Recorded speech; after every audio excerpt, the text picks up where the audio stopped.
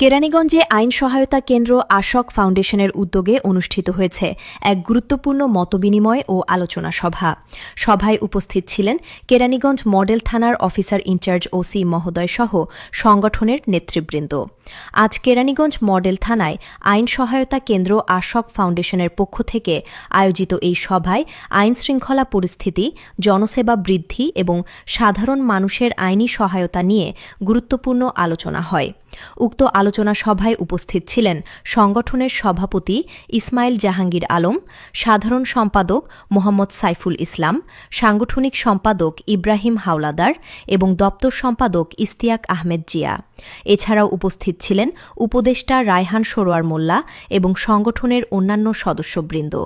সভায় বক্তারা বলেন, আইন সহায়তা কার্যক্রমকে আরও শক্তিশালী করতে প্রশাসন ও সামাজিক সংগঠনের সমন্বয় অত্যন্ত জরুরি। এ ধরনের উদ্যোগ ভবিষ্যতে আইনগত সচেতনতা বৃদ্ধি এবং জনসেবায় গুরুত্বপূর্ণ ভূমিকা রাখবে বলে আশা প্রকাশ করেন উপস্থিত সবাই।